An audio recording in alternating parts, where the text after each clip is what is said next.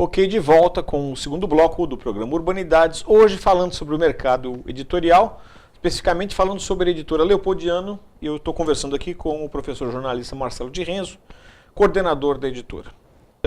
Marcelo, no primeiro bloco eu ia te perguntar, mas a gente acabou dando uma enveredada por outra linha e eu não fiz a pergunta. Como é que é o processo de edição de um livro? Bom, aqui no caso da nossa universidade, a editora recebe livros de professores, de alunos, ex-alunos, e também livros de pesquisadores de outras instituições de ensino, tá? Não é exclusivo daqui da casa. Esse material chega, ele é... Tem que ser um livro de cunho acadêmico? Eu digo isso porque assim, lá atrás você mencionou que no início a gente produzia livros de poesia, livros, né, romances até. O telespectador aí que tem o hábito de escrever e se senta motivado a ter seu livrinho publicado, pode bater aqui?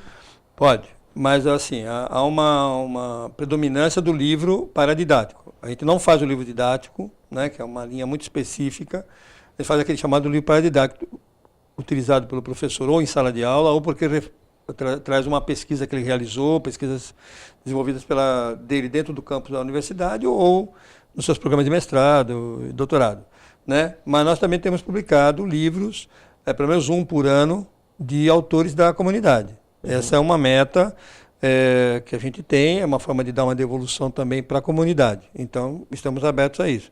Todos os livros que chegam são avaliados primeiro por uma assessoria técnica nossa, interna. Existe um formato padrão para esse livro ser submetido à apreciação? No mínimo ele tem que ter 50 páginas, é o mínimo que a gente exige dele para ser um livro. E tem que nos mandar um documento não, uma carta dele de próprio punho, onde ele coloca qual é o diferencial desse livro em relação ao mercado que ele vai se qualificar como livro. Né? De certa forma ele defende um pouquinho a sua ideia. Tá? O que tem de diferente, o que tem de novidade, o que não tem de nada disso, enfim, por que nós devemos olhar para esse livro? Tá? Nós não publicamos dissertações de mestrado, teses, do jeito que ela é feita pelo professor quando ele vai apresentar na banca. Ele pode nos apresentar desde que ele, vamos dizer assim, faça uma limpeza daquilo que a gente entende não interessar ao leitor. Reformate aquilo para dar a essa tese uma cara de livro. Uma cara de livro, pensando que o livro é um produto cultural de longa duração, diferente de uma revista que é periódica. Então o livro tem que ser lançado no mercado, é um investimento para uma longa vida, né? É um conhecimento que vai ficar registrado e poderá ser usado 100, 200 anos depois. Então é algo que tem que ser feito com o pé no chão, muita seriedade. Esses livros todos, esses projetos todos pré-avaliados, eles vão para a mão de pareceristas daquela área, pareceristas que são professores da Unisantos ou externos, tá? Esses pareceristas emitem um laudo sobre o livro e esse parecer, favorável ou desfavorável ao livro, vai para um conselho editorial que é formado por professores, mestres e doutores da Unisantos, selecionados pela reitoria, né? E coordenados, a presidência é do coordenador da editora, no caso, eu que presido. Então, esse conselho, formado por professores de diferentes áreas da casa, todos com alguma ou muita experiência na área editorial, como autores ou também como editores, eles se manifestam sobre o livro. Se o livro for aprovado para publicação, nós fechamos um contrato com o autor e vamos produzir, vamos custear essa publicação. Essa era a minha pergunta, né? Quer dizer, se a defesa dessa ideia for bem feita e o livro tiver a substância validada pelos pareceristas e por todas as fases desse processo, o custo da produção do livro fica a cargo da editora, é isso? Sim, fica a cargo da universidade. A universidade tem uma verba anual e essa verba garante uma produção média, atualmente, de 8 a 10 títulos novos por ano. Né? Nós vamos ter agora, nesse mês de junho, estão sendo apresentados alguns livros. No terceiro bloco, o Marcelo trouxe alguns desses livros aqui, a gente vai falar um pouco sobre eles. E, de qualquer maneira, esse é o caminho que está aberto a qualquer pessoa. Quer dizer, aluno ou não, comunidade ou não, mas com esse perfil que o Marcelo trouxe, né? Se alguém de casa quiser saber mais a respeito, entrando no portal da universidade, na editora Leopoldiano, eu tenho acesso a isso, né? Tem acesso a isso, tem lá um roteiro de como apresentar o livro e onde apresentar, né? E se tiver dúvidas, basta entrar em contato com a editora, comigo, com qualquer membro da equipe que a gente atende. Vamos mudar de marcha. A gente falou no outro bloco um pouco sobre o processo de internacionalização, que corre paralelo a um processo de internacionalização da universidade como um todo, né? Eu consigo ver isso em duas instâncias.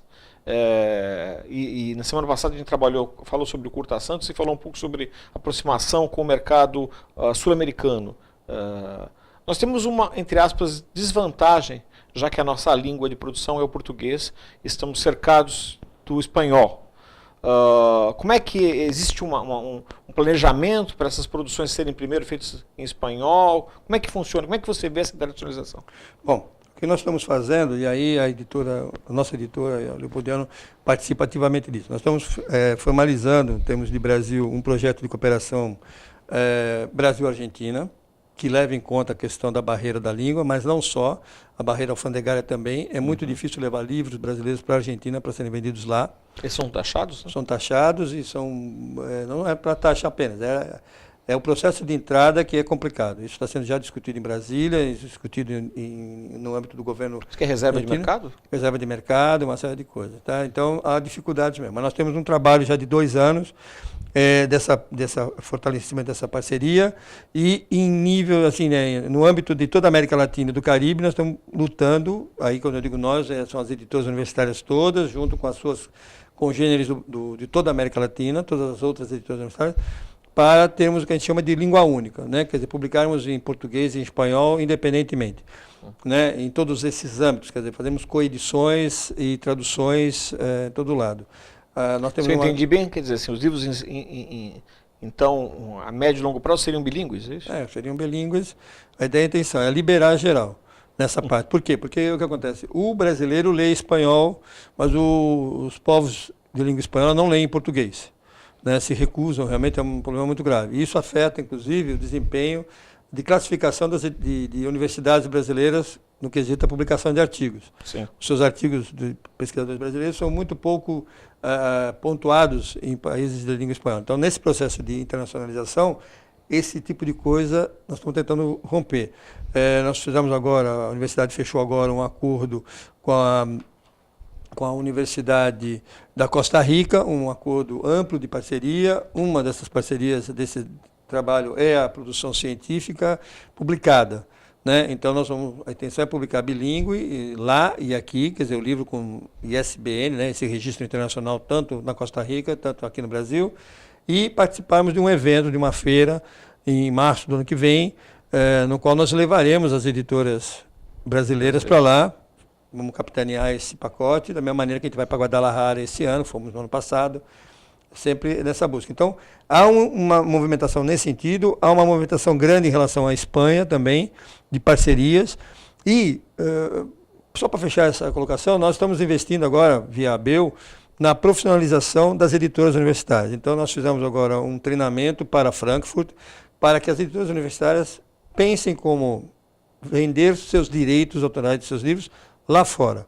A Feira de Frankfurt é uma feira de direitos e não é uma feira que você chegue hoje e consiga vender amanhã o direito de um livro.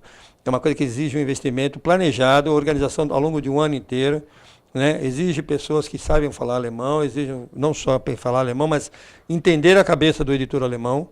Tá? Então, nós fizemos um treinamento, nós vamos com 12 universidades agora, montar um stand lá em Frankfurt. E isso daí é um empenho nacional para a valorização desse trabalho. Tá. Um dado importante, só para fechar para você, o Vale Cultura, que está implantado agora, né, está em fase e tal, o dado mais recente, 13 milhões de reais que movimentaram nesse primeiro semestre de 2014, 88%, quer dizer, quase 11 milhões e meio, foram para a compra de livros. O restante desse dinheiro foi para cinema, foi para compra de instrumento musical, CD e DVD. Tá. Quer dizer, o livro é uma coisa importante para o brasileiro. Bom, Marcelo, eu quero continuar falando um pouco mais sobre essa questão do mercado internacional, sobre tradução, e quero também que o Marcelo mostre os livros que ele trouxe para a gente aqui da editora. Então a gente volta daqui a um minuto com mais informações sobre esse tema que é tão interessante, né?